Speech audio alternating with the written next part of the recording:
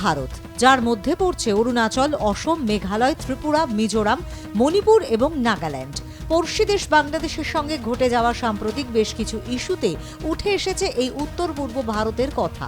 এবার সেই উত্তর পূর্ব ভারতে বিশেষ নজর দিল ভারত।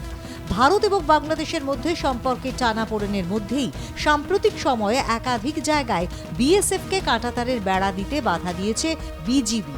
এই নিয়ে বিএসএফ এবং বিজিবির মধ্যে একাধিক জায়গায় সংঘাতের পরিস্থিতি তৈরি হয়েছিল 2024 সালের 5ই অগস্টের পর থেকে।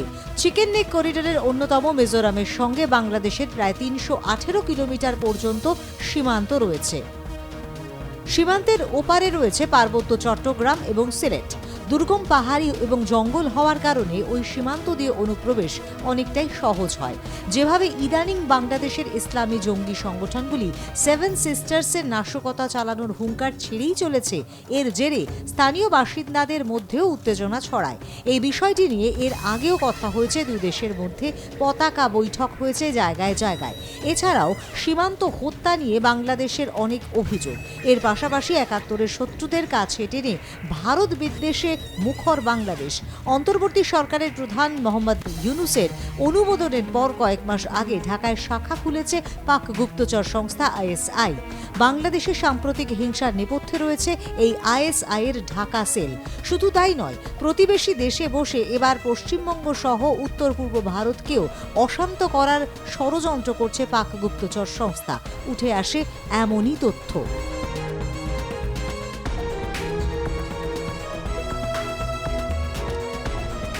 সীমান্তে পাচারকারীদের রুখতে ব্যর্থ বিজিবি।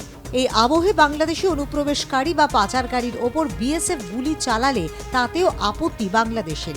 এদিকে অনেক জায়গাতেই অভিযোগ উঠেছে টাকা নিয়ে পাচারকারীদের ভারতে অনুপ্রবেশকে সাহায্য করে বিজিবি। তাতে সীমান্তের সুরক্ষা আরও নিশ্চিত করতে চাইছে ভারতীয় সেনা। কিভাবে শত্রুর আক্রমণ মোকাবিলা করা যাবে, কি পরিকাঠামো করতে হবে তা নিয়ে চলে আলোচনা।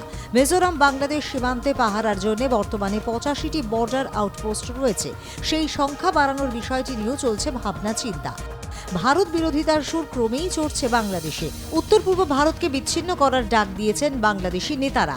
আর এই পরিস্থিতিতে ভারতীয় সেনা আরও একটি সামরিক ঘাঁটি তৈরি করবে উত্তর পূর্ব ভারতে। রিপোর্ট অনুযায়ী মিজোরামে একটি ঘাঁটি স্থাপনের উদ্যোগ নিয়েছে ভারতীয় সেনা। 17 মাউন্টেন স্ট্রাইক কোর এই ঘাঁটি তৈরির যাবতীয় দায়িত্ব পেয়েছে। এছাড়া শিলচর এবং মিজোরাম ফ্রন্টিয়ারের অধীনে থাকা 3টি ব্যাটালিয়ন এলাকায় বাংকার, ভূগর্ভস্থ অস্ত্রাগার তৈরির সিদ্ধান্ত নেওয়া হয়েছে বলে দাবি রিপোর্টে। রিপোর্ট অনুযায়ী বিএসএফ অসম রাইফেলস কর্তাদের সঙ্গে উচ্চ পর্যায়ের বৈঠক করেন ভারতীয় সেনার পূর্বাঞ্চলীয় commander lieutenant general Ramchandra Tiwari. সেই বৈঠকে স্পেশাল ফোর্সের আধিকারিকরাও উপস্থিত ছিলেন বলে জানা যায়। বৈঠকটি অনুষ্ঠিত হয় অসম রাইফেলসের অপারেটিং ঘাঁটিতে। সেই ঘাঁটি বাংলাদেশের সীমান্ত লাগোয়া।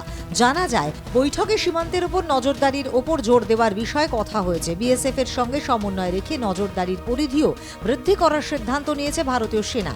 এদিকে অনেক জায়গাতেই অভিযোগ উঠেছে টাকা নিয়ে পাচারকারীদের ভারতে অনুপ্রবেশে সাহায্য করে বিজিবি। এই সবের মাঝেই সাম্প্রতিককালে বাংলাদেশের প্রাক্তন সেনাকর্তা থেকে শুরু করে রাজনৈতিক নেতারা ভারত ভাগের ডাক দিয়ে আসছে। এই পরিস্থিতিতে ভারতীয় সেনা চুপিসারে দৃঢ় পদক্ষেপ করে নেয়। উত্তর পূর্বে আরও একটি ঘাঁটি তৈরি করছে ভারতীয় সেনা। সীমান্তে বৃদ্ধি নজরদারির পরিধি। ব্যুরো রিপোর্ট, আর প্লাস নিউজ।